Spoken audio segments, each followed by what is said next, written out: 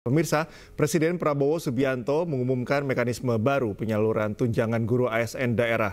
Jika sebelumnya tunjangan disalurkan melalui kas daerah, saat ini tunjangan dikirim langsung ke rekening masing-masing guru.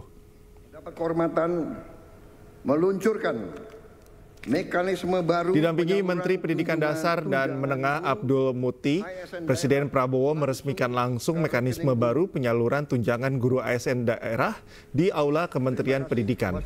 Dalam sambutannya, Prabowo menyebut mekanisme ini jauh lebih efisien serta untuk menghilangkan budaya birokrasi. Sementara Menteri Pendidikan Dasar menyebut sebanyak 1,476 juta guru ASN daerah yang akan menerima transfer langsung ke rekening. Sementara untuk guru non-ASN jumlahnya sebanyak 392.000. Rangkaian acara pada hari ini telah selesai. Kami ucapkan terima kasih atas kehadiran Presiden. Kebijakan penyaluran langsung ini merupakan terobosan dan jawaban pemerintah atas aspirasi masyarakat, khususnya aspirasi para guru. Karena itu tidak benar kalau pemerintah anti kritik dan tidak mendengar aspirasi masyarakat. Bapak Presiden yang kami muliakan, kami laporkan bahwa guru ASN yang menerima transfer langsung adalah 1.476.964. Sedangkan untuk guru non-ASN yang berjumlah 392.802 menerima transfer langsung ke rekening masing-masing guru dari Kementerian Pendidikan Dasar dan Menengah. Sekarang ini proses verifikasi dan validasi data dan nomor rekening masih terus berlangsung. Dana akan ditransfer apabila data-data telah valid.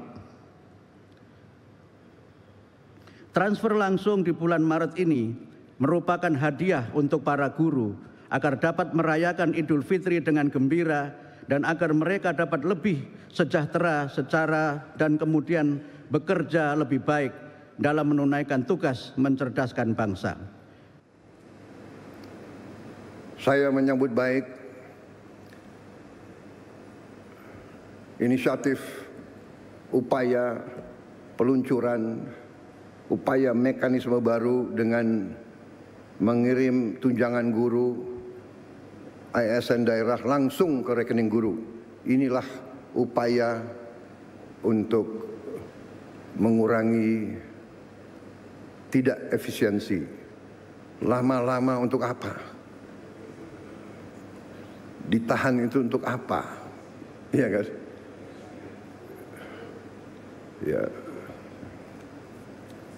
Kita harus hilangkan budaya-budaya yang tidak benar itu. Kalau bisa dibikin lama, kenapa harus dibikin pendek? Iya kan?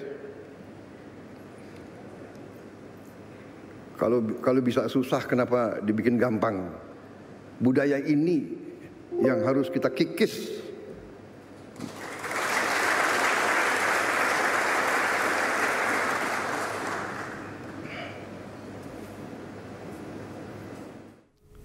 Penyidik Kejaksaan Negeri Jakarta Pusat menggeledah kantor Kementerian Komunikasi dan Digital atau Komdigi di Jalan Medan Merdeka Barat, Gambir, Jakarta Pusat pada Kamis siang. Penggeledahan diduga terkait kasus tindak pidana korupsi pengadaan barang dan jasa, pengadaan pengelolaan Pusat Data Nasional Sementara atau PDNS tahun 2020 hingga 2024 saat masih bernama Kominfo yang merugikan negara hampir 1 triliun rupiah.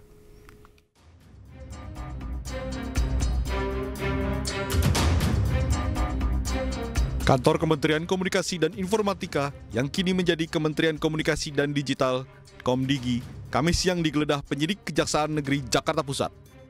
Penggeledahan diduga terkait kasus tindak pidana korupsi pengadaan barang dan jasa, pengadaan pengelolaan Pusat Data Nasional Sementara atau PDNS pada Kementerian Kominfo pada tahun 2020 hingga 2024. Menurut Kepala Kejaksaan Negeri Jakarta Pusat, Safrianto Suryat Putra, pada tahun 2020, pejabat Kominfo bersama dengan perusahaan swasta diduga melakukan pengkondisian memenangkan PT AL dengan nilai kontrak mencapai 60 miliar. Meski telah menghabiskan anggaran mencapai 1 triliun rupiah, tetapi pelaksananya tak sesuai dengan Perpres nomor 95 tahun 2018 tentang sistem pemerintahan berbasis elektronik. Digi, dan beberapa tempat lainnya di Jakarta Pusat, Jakarta Selatan, Bogor, serta Tangerang Selatan terkait dengan penyidikan dugaan tindak pidana korupsi pada kegiatan pengadaan barang dan jasa, pengadaan data nasional sementara tahun 2020 sampai dengan 2024. Penyidik juga melakukan penggeledahan di sejumlah tempat lainnya di wilayah Jakarta Pusat, Jakarta Selatan, dan Bogor. Penyidik mencita beragam barang bukti mulai dari dokumen, uang tunai, pecahan rupiah dan dolar, mobil, tanah, bangunan serta barang bukti elektronik lainnya yang diduga berhubungan dengan tindak pidana korupsi Akwo. Dari Jakarta Pusat, Rani Sanjaya, iNews melaporkan. Para pejabat Pertamina yang diduga terlibat dalam kasus korupsi BBM Pertamina berpotensi dihukum mati lantaran korupsi yang dilakukan pada tahun 2018 hingga 2023 terjadi saat negara dalam kondisi darurat COVID-19.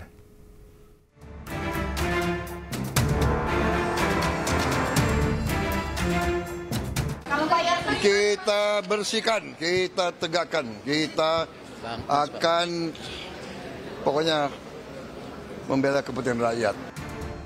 Kasus korupsi yang menyeret keterlibatan sejumlah petinggi anak usaha Pertamina terus menjadi sorotan. Nilai kerugian negara akibat korupsi dari tahun 2018 hingga 2023 sangat fantastis, bahkan diduga bisa mencapai kuadriliun. Tak hanya itu, korupsi ugal-ugalan yang dilakukan para pejabat Pertamina ini dilakukan saat negara dalam kondisi darurat COVID-19. Bila terbukti melakukan korupsi, para tersangka bisa dijerat dengan hukuman maksimal, yaitu hukuman mati. Akan melihat dulu, apakah ada hal-hal yang memberatkan dalam situasi COVID dia melakukan perbuatan itu, dan tentunya ancaman hukumannya akan lebih berat. Bahkan dalam kondisi yang demikian bisa-bisa hukuman mati. Tapi kita akan lihat dulu bagaimana hasil penyelidikan ini, ya. Dalam Undang-Undang Tipikor Pasal 2 Ayat 2 disebutkan hukuman mati untuk koruptor bisa diterapkan bila dilakukan saat negara dalam keadaan darurat, bencana alam, pengulangan tindak pidana, atau dalam kondisi krisis ekonomi. Pertamina sebagai induk perusahaan yang menaungi para tersangka pun sebelumnya sempat meminta maaf kepada masyarakat. Pertamina juga pastikan akan terus memperbaiki diri. Pada kesempatan ini, saya Simon Aloysius Mantiri sebagai Direktur Utama PT Pertamina Persero menyampaikan permohonan maaf yang sebesar-besarnya kepada seluruh rakyat Indonesia atas peristiwa yang terjadi beberapa hari terakhir ini. Kasus dugaan korupsi BBM Pertamina ini terjadi pada tahun 2018 hingga tahun 2023. Meski kasus terus bergulir, namun Kejaksaan Agung pastikan Pertamax yang beredar saat ini sesuai spesifikasi. Pertamax yang diproduksi pada rentang waktu 2018 hingga 2023 sudah tidak beredar di pasaran. Tim Liputan, iNews melaporkan.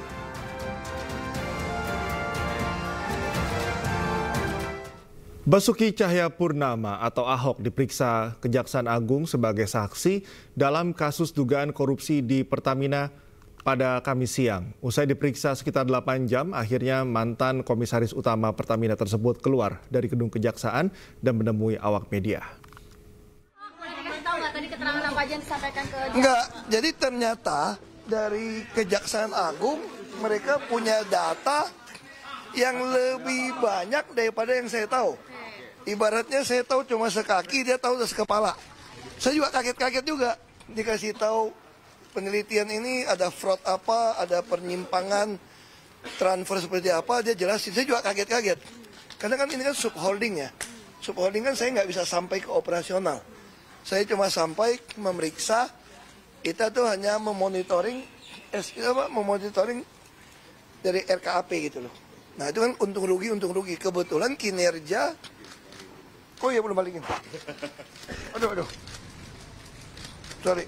Jadi kebetulan kinerja Pertamina kan bagus terus selama saya di sana gitu kan. Jadi kita nggak tahu tuh. Ternyata di bawah ada apa kita nggak tahu.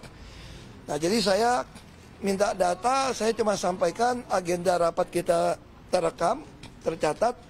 Silakan dari Kejaksaan Agung untuk meminta dari Pertamina. Nah, saya sendiri sampaikan bahwa ini ya sebatas itu yang kita tahu lah. Nah, dan tentu saya sampaikan pada Kejaksaan penyidik, intinya saya mau membantu. Mana yang kurang, nanti setelah dia dapat data-data dari Pertamina, setelah mereka pelajarin, semua rapat kan kita ada rekaman, ada catatan. Nanti kalau butuh saya lagi, ya saya datang lagi lah. Tapi kalian nggak perlu main malam-malam, buka puasa dulu. Pak Metro TV, Pak. Tadi Pak Ahok baru tahu saat di dalam terkait dengan kasus ini, Pak. Nanti tanya sama penyidik, saya juga kaget-kaget gitu loh. Kok gila juga ya saya bilang gitu ya. Saya kok nggak tahu itu. Ini wajar kita nggak tahu, karena kita di atas kan ya. Fakta baru ada apa, Pak? Yang terkait dengan Enggak. Kalau pengoplosan saya kira itu pajak di sini penyidik nggak pernah tanya itu. Kalau pengoplosan otomatis kendaraan-kendaraan akan protes dong, kendaraan kita macet dong. Nah saya kira bukan itu. Ini yang lebih dalam. Kalau pengoplosan langsung ketahuan konsumen. Ini memang ada soal sesuatu yang saya nggak bisa ngomong. Nanti di sidang pasti penyidik akan kasih lihat. Tapi ya saya kaget. Ternyata lebih dalam yang saya kira di kulit. Tapi ini kan berlangsung sampai 8 jam ya Pak Ahok. Apa yang bikin alot di dalam pemeriksaan? Enggak, bukan alot. Saya jadi saksi 9 orang. Itu kan diulang. Banyak kenal, itu 9 orang gitu kan. Terus baca lagi, rangkap 2. Kamu kalau 9 kali 2 ada 18. Masing-masing 6-7 halaman. Ya itu aja sih ya. Bahwa penyidik pada Jampitsus telah melakukan pemeriksaan terhadap seorang saksi, ya, atas nama Pak Basuki Cahayapurnama, ya, bahwa pertanyaan yang diajukan oleh penyidik dalam pemeriksaan ini sesungguhnya masih bersifat pertanyaan yang umum, ya. Setidaknya ada 14 pertanyaan pokok yang diajukan kepada yang bersangkutan, lebih melihat kepada bagaimana tugas fungsi yang bersangkutan sebagai komisaris utama dalam perusahaan atau korporasi yang holding, ya, PT Pertamina Persero, terkait dengan pelaksanaan TUSI itu dalam konteks melakukan aktivitas pengawasan.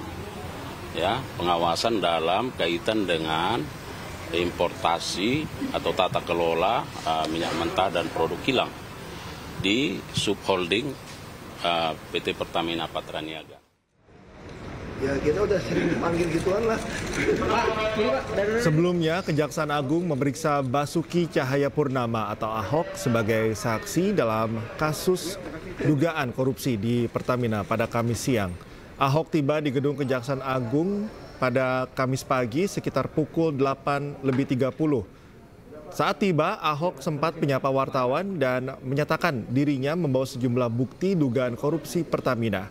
Kesaksian Ahok diperlukan lantaran dirinya pernah menjabat sebagai komisaris utama Pertamina pada tahun 2019 hingga 2024.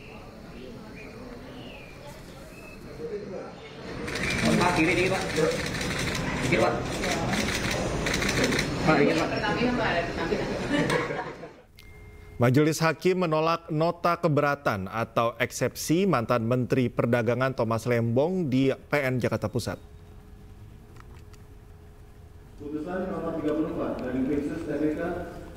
Sidang kasus dugaan korupsi impor gula lanjut ke tahap pembuktian. Hakim menyatakan surat dakwaan jaksa penuntut umum telah cermat dan juga lengkap. Hakim juga menyatakan dalil keberatan Tom masuk materi pokok perkara. Akhirnya hakim memerintahkan jaksa melanjutkan kasus ini ke tahap pembuktian dan menghadirkan saksi-saksi di persidangan.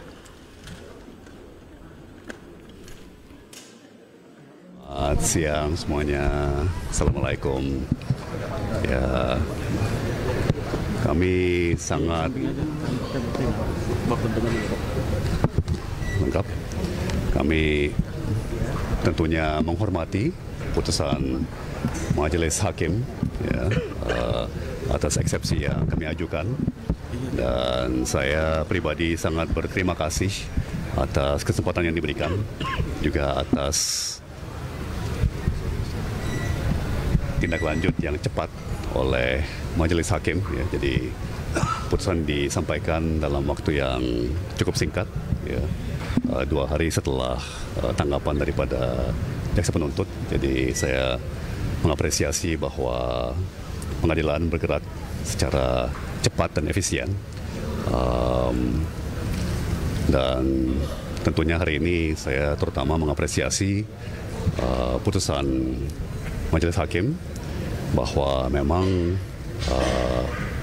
laporan audit BPKP ya, yang terkait perkara saya harus segera disampaikan ya, kepada kami sebagai terdakwa ya, supaya adil, supaya fair, supaya kami punya waktu untuk meneliti dan mempersiapkan pembelaan dan juga tentunya saksi-saksi ahli terkait. Ya.